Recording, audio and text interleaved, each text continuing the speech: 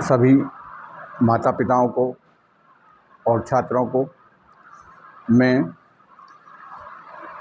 गणित विषय के बारे में कुछ जानकारियाँ देना चाहता हूँ, क्योंकि इस विषय का अध्यापन मैंने 35 वर्षों तक किया है। मैंने कक्षा 6 से लेकर 12 तक की सभी कक्षाओं में गणित विषय पढ़ाया है।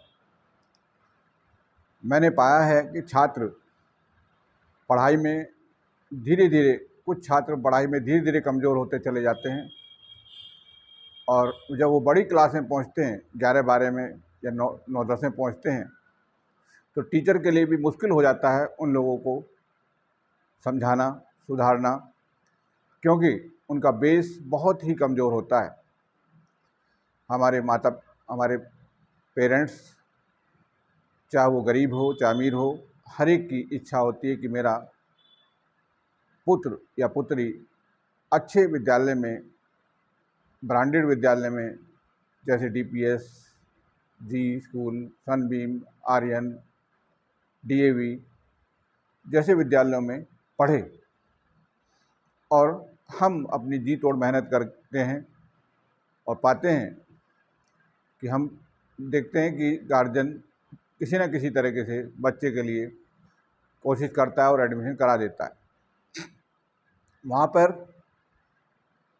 ये पब्लिक स्कूल्स के अंदर टीचर के अंदर पढ़ाने का स्किल हो या ना हो, लेकिन वो इंग्लिश फ्लुएंटली बोलते हैं। बस हम उस इंग्लिश के फ्लुएंटली बोलने में इम्प्रेस हो जाते हैं और हम अपने बच्चों को सोचते हैं कि हमारा बच्चा भी एक दिन उनके जैसा ही बन जाएगा।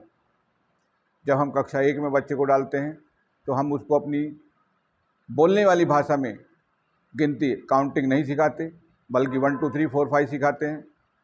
अब पूछो कि 5 कितना होता है, तो स्टूडेंट को पता नहीं कि 5 ये 5 उंगली होती हैं।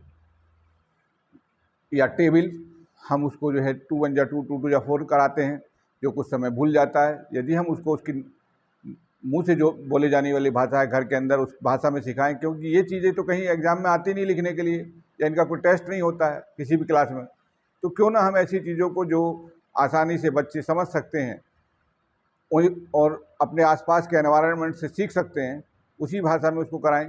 ठीक है, उसको उस भाषा में कराने के बाद इंग्लिश में भी कराइए, ये भी ज़रूरी है, लेकिन पहले उसको उसकी नेटिव भाषा में, उस भाषा में कराइए जिस भाषा में आपके घर के अंदर की बोलचाल है। तो मैं कहता हूं कि मैथमेटिक्स के अंदर यदि कक्षा 5 तक आपने बच्चे को काउंटिंग उसकी मातृभाषा में, टेबल उसकी मातृभाषा में, स्क्वायर्स वर्ग उसकी मातृभाषा में, क्यूब्स वर्ग घन उसकी मातृभाषा में सिखा दिए, तो वो बच्चा मैथमेटिक्स में कभी कमज़ोर नहीं हो सकता। इसके अलावा होता ही क्या है, वहाँ पे मैथमेटिक्स के 4 ऑपरेशन हैं। ऑपरेशन का मतलब 4 चिन्ह हैं जिनके इर्द गिर्द सारा मैथ घूमता है कक्षा 5 तक का।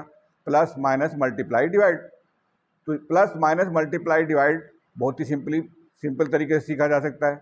लेकिन हम क्या करते हैं कि हम बच्चों को इंग्लिश मीडियम में डालते हैं, और बच्चों का इंग्लिश जो है वो रीडिंग अच्छी होती है, राइटिंग अच्छा होता है, स्पीकिंग अच्छी होती है, बट वो उसको समझते ही नहीं हैं, और समझते भी हैं तो आधा अधूरा उसमें होता है। मैंने कई बार ये भी देखा है कि कई माँ बाप प्राइमरी कक्षाओं में अपने बच्चों का होमवर्क या तो खुद पूरा कर देते हैं या उसके लिए एक छोटा मोटा ट्यूटर रख लेते हैं, और इस तरह से क्लास में वो धकेलता जाता है, और वो जब कक्षा 8 तक ऐसे ही पार करता जाता है। और 8 तक के लिए ये पॉलिसी भी है कि बच्चों को मोटिवेट करने के लिए उनको मतलब अंक कम से कम काटे जाएं और ऐसे क्वेश्चंस दिए जाएं जिससे कि वो आराम से उनको कर सकें।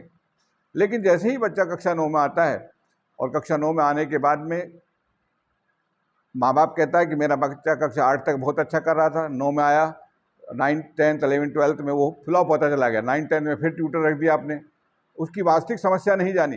अब कक्षा 9 में जब आता है तो देखो, जब वो किसी ज्योमेट्री की थ्योरम को इंग्लिश में पढ़ता है तो उसका मीनिंग ही नहीं जानता।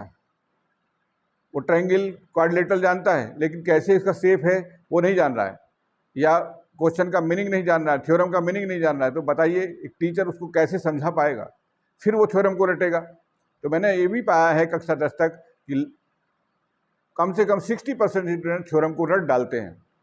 रटने से कोई चीज़ लंबे समय तक तो याद रहती नहीं है। लंबे समय तक याद रखने के लिए तो उसको आपको सीखना पड़ेगा, और उसको इस तरह से सीखना। इंग्लिश में लिखिए, राइटिंग करिए, इंग्लिश में आप उसको बोलिए भी, यदि आपकी फ्लुएंसी अच्छी है, आप उसको समझ पा रहे हैं। लेकिन जब तक आप उस क्वेश्चन का मतलब, उस थ्योरम का मतलब अपनी नेटिव भाषा में नहीं जानेंगे, तब तक आप समझ नहीं पाएंगे। इसलिए कक्षा 8 तक बहुत सी चीज़ें ऐसी होती हैं जो मतलब बच्चों को सिखाई जाती हैं, और हम ये पाते हैं कि वो ठीक से यदि उनको सीख ले तो कक्षा 9 में जाते जाते तो मैथमेटिक्स को डिफ़िकल्ट नहीं बल्कि इजी लगना चाहिए, साइंस उसको डिफ़िकल्ट नहीं बल्कि इजी लगना चाहिए, क्योंकि उसने बहुत सी चीज़ें कक्षा 8 तक जान ली हैं। वास्तव में देखा जाए तो कक्षा 10 तक का जो मैथमेटिक्स है या साइंस है या लाइफ साइंस है या सोशल स्टडी है, कोई भी चीज़, कोई भी विषय ऐसा विषय नहीं है, इतनी डीप नॉलेज का विषय नहीं है कि बच्चा उसे सीख ना सके। क्योंकि ये जो सिलेबस तैयार किया जाता है एक्सपर्ट कमेटी के द्वारा, ये हमारे चारों तरफ के एनवायरनमेंट से ही लिया गया है। अब जैसे साइंस में ले लीजिए, लाइट है, 9th में लाइट का चैप्टर है, 9th में इलेक्ट्रिसिटी का चैप्टर है, 9th के अंदर फोर्स का चैप्टर है। केमिस्ट्री में आप जाते हैं तो केमिस्ट्री में भी आप इसी तरह से पाएंगे कि घर में नमक यूज होता है तो साइंस में क्या कहते हैं, घर में लाल दवा यूज होती है तो उसमें साइंस में उसका क्या फॉर्मूला है, घर में शुगर यूज होती है तो उसका साइंस में क्या फॉर्मूला है। तो ये सब चीज़ें यदि हम उसको ठीक से मतलब जो है बच्चा, यदि हमारे एनवायरनमेंट में जो भी चीज़ है उसको हम प्रैक्टिकली दिखा करके, समझा करके जानने की, बताने की कोशिश करेंगे तो निश्चित रूप से बच्चा वो पकड़ उसकी मजबूत होती चली जाती है। लेकिन हम ऐसा नहीं करते। हम क्या करते हैं कि बस उस विद्यार्थी रट करके उस सिलेबस को ढो रहा है, और टीचर कुछ ना कुछ लिखा है और उधर उसकी नौकरी भी होती है, यदि रिजल्ट अच्छा नहीं होगा तो उसको बाहर कर दिया जाएगा। या समस्याएं एग्जिस्ट करती रहती हैं, और 100 में से 80 बच्चे एवरेज या गुड होते हैं, 20% बच्चे जो कि वो ऊपर से गॉड गिफ्टेड होते हैं, वही अच्छा मार्क्स निकाल पाते हैं। ये सब बातें मैं आपसे क्यों कर रहा हूँ?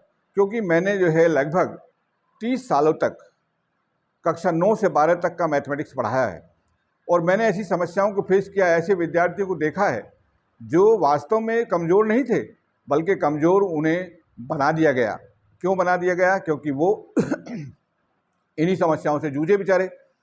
तो मैं पढ़ाते समय क्या करता था कि क्वेश्चंस को पहले उसी विद्यार्थी से हिंदी में लिखवाता था, और फिर हिंदी में लिखवाने के बाद हर बच्चे का क्वेश्चन चेक करता कि ये बच्चा इसका मतलब जानता है नहीं जानता। तो मैं पाता था कि कम से कम 50% स्टूडेंट ऐसे होते थे जो क्वेश्चन का मतलब ही नहीं जानते थे बेचारे। तो बताइए, वो 50% बच्चे आदि में वहाँ क्वेश्चन को सोल्व भी कर देता तो वो समझ पाते? नहीं समझ पाते। तो उसके लिए फिर मैं पूरा सिस्टमेटिक टॉपिक को पढ़ाता हिंदी में बताने के बाद। यदि किसी टॉपिक का कंसेप्ट भी बताता तो पहले साइंस के अंदर हिंदी में बताता, फिर उसको इंग्लिश में ट्रांसलेट करता, उन लोगों से ट्रांसलेट कराता, जिससे कि उनका जो समस्या एग्जिस्ट कर रही है लैंग्वेज की, वो भी धीरे धीरे एलिमिनेट हो जाती थी। और मैं पाता था कि मेरे पढ़ाने के तरीके से अधिकतर बच्चे, अधिकतर का मतलब लगभग 90 से 95% तक बच्चे जो है वो 90 to 95% मार्क्स बोर्ड में 10th में पा जाते थे। इसी तरह से 11th 12th के अंदर भी जब मैं देखता कि मेरे पास विद्यार्थी जो आते, उनसे भी जिन बच्चों पे मुझे शक होता कि ये बच्चा क्वेश्चन को नहीं समझ पा रहा है, तो मैं वहाँ पर भी यदि कोई वर्ड प्रॉब्लम है तो पहले उनसे यही कहता, सीधे नहीं समझाता कि आप इसको पहले इस क्वेश्चन का मतलब लिखिए। क्वेश्चन का मीनिंग जब आप अपनी नेटिव भाषा में लिख देंगे, अर्थात उसको ट्रांसलेट कर देंगे इंग्लिश टू हिंदी, तो आप समझ लेना कि आपने 50% क्वेश्चन को समझ लिया है। क्योंकि क्वेश्चन समझोगे तभी ना तुम्हारे दिमाग में कुछ ऐसा आएगा कि हम समझ पाएंगे, नहीं समझ पाएंगे।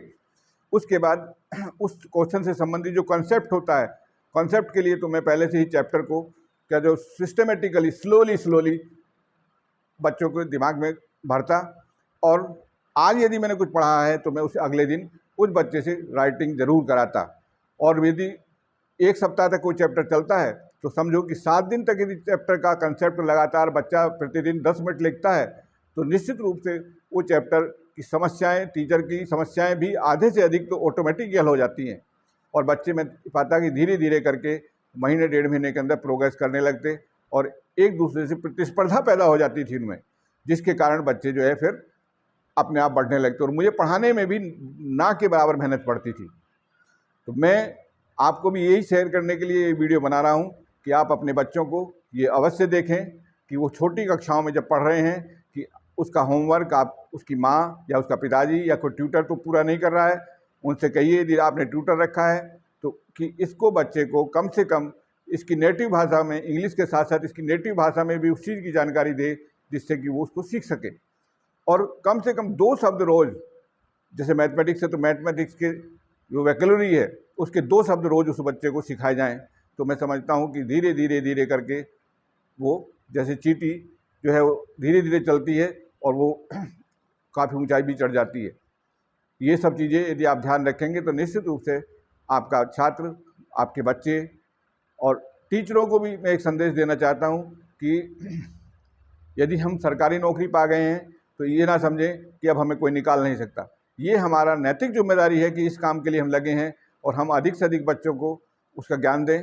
और पब्लिक स्कूल के अध्यापक भी इस बात पर ध्यान दें कि आपके अंदर भी ये नैतिकता होनी चाहिए कि आप फ्लुएंटली इंग्लिश बोल करके ये शो करने की कोशिश ना करें कि जो है हम बहुत तेज तरार हैं। मेन चीज़ है कि आपके द्वारा पढ़ाए गए कितने विद्यार्थी, आप उनके द्वारा जो समस्या हल की जा रही है वो कितने विद्यार्थी उसको अपने में ले रहे हैं, पकड़ रहे हैं, समझ रहे हैं। यदि आपके सामने 50 स्टूडेंट बैठे हैं और उसमें से कम 45 स्टूडेंट उसको नहीं समझ पाते हैं जो हमने समझाया है, तो फिर हमारा पढ़ाना उतना सार्थक नहीं है। और समझने के लिए भी ज़रूरी है कि थोड़ा हेडेक लीजिए। जब आप कंसेप्ट पढ़ाएं तो कंसेप्ट पढ़ाने के बाद उसको 1-2 दिन लगातार बच्चों से पूछें। ये नहीं कि सीधा चैप्टर को शुरू कर दें, 1-2 दिन पूछ के पूरे कंसेप्ट में कम से कम जब 50 से 70% स्टूडेंट से आप कंसेप्ट पूछ लें और आप पाएँ कि आप संतुष्ट हो जाएं कि हाँ बच्चों को कंसेप्ट क्लियर होगा, तब उसकी एक्सरसाइज को शुरू करिए। देखिए कितना मज़ा पढ़ाने में आता है और कितना मज़ा छात्र को पढ़ने में आता है। बस मेरा ये अनुभव रहा है और मैं ये अनुभव आप सभी को बांट रहा हूँ। जिन लोगों को अच्छा लगे इसमें कुछ वो ग्रहण करें, जिनको अच्छा ना लगे वो इग्नोर करें। कि किसी कमेंट की या किसी चीज़ की कोई आवश्यकता नहीं है, क्योंकि मैंने 30 वर्षों के अनुभव में अधिकतर यही कोशिश की है, अपने से भी बहुत से ऐसे मेथड बनाए जिससे कि हमारे जो छात्र जो कमज़ोर थे उनको अधिक से अधिक मैं अपने पास जो है उसको दे सकूं। मुझे सुनने के लिए आप सभी का धन्यवाद।